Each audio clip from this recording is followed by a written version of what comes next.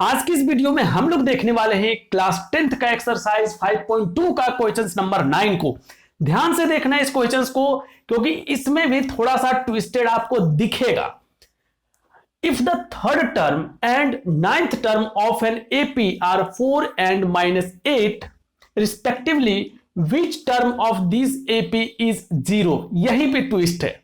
देखो, सबसे पहले आपको बोल रहा है कि इसका थर्ड टर्म कितना है, वो है 4। पहले इसको हम लोग लिखते हैं, A3 इज इक्वल्स टू आपके सामने 4 है।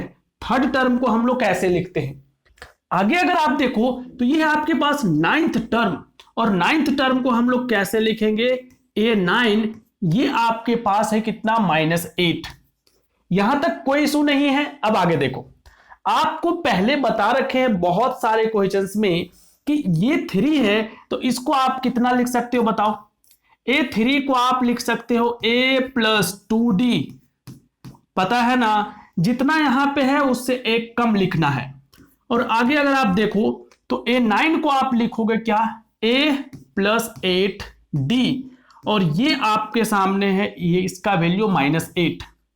अब यहां पे सबसे फर्स्ट काम जो आपको करना है कि एट फर्स्ट आपको A और D का वैल्यू फाइंड करना है, और इसके लिए आपको इस लीनियर इक्वेशंस को सॉल्व करना पड़ेगा। देखो, अब इसको हम लोग अगर इक्वेशन 1 या 2 माने, या फिर डायरेक्टली हम यहीं पे सॉल्व कर लेते हैं, ठीक है। देखो, लीनियर इक्वेशंस जो आप लोग पढ़े हो चैप्टर 4 में, 4 नहीं 3rd में, ठीक है। तो यहां पे हम लोग क्या करते हैं, सब्ट्रैक्ट करेंगे इसको। तो सब्ट्रैक्ट करेंगे तो यहां पे माइनस लगाएंगे, ये प्लस है तो माइनस लगाएंगे, और ये माइनस है तो प्लस लगा देंगे। क्लियर है। अब यहां पे देखोगे ये प्लस में है और ये माइनस में है, तो ये क्या हो जाएगा, कैंसल हो जाएगा।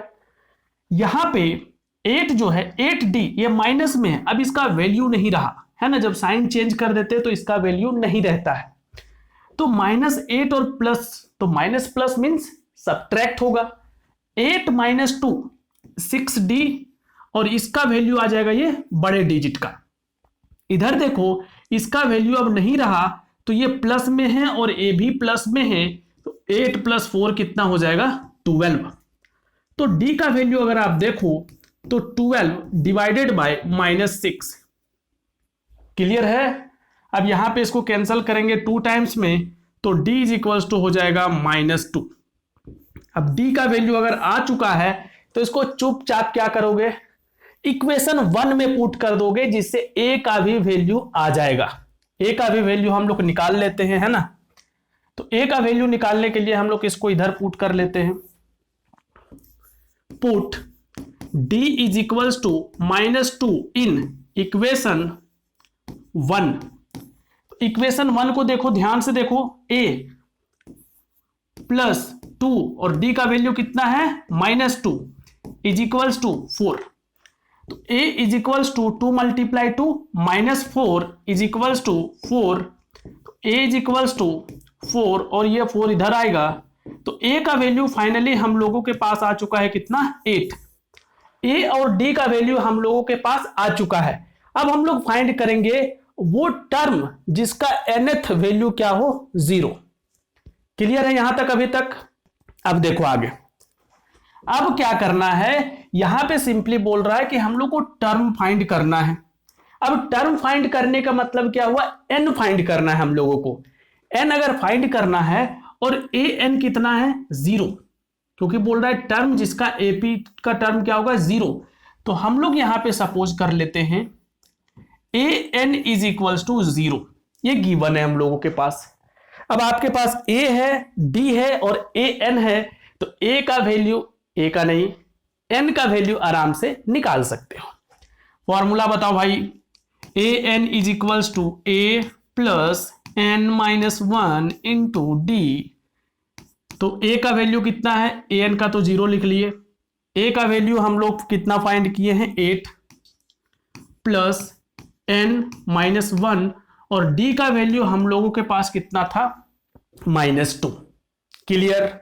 देखो, सबसे पहले आप क्या करो, 8 को इधर ले आओ, क्योंकि ये किस में है, प्लस में, इज इक्वल्स टू n-1, और इस 2 को इधर डिवाइड कर दो।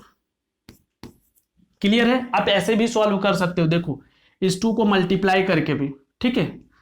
तो यहां पे ये माइनस माइनस कैंसिल हो जाएगा और 2 4 जार, तो 4 is equals to n minus 1, 1 को इधर ले आओ तो 4 प्लस 1, तो n का वैल्यू बेसिकली कितना हो गया 5। तो अगर आप इसका 5th टर्म निकालोगे तो उसका जो वैल्यू है वो आपका कितना आने वाला है, 0 आने वाला है। आई होप आप लोगों को समझ में आया होगा, और चैनल पे न्यू हो तो सब्सक्राइब करो, बेल आइकन प्रेस करो। हम मिलते हैं आप लोगों से नेक्स्ट वीडियो में।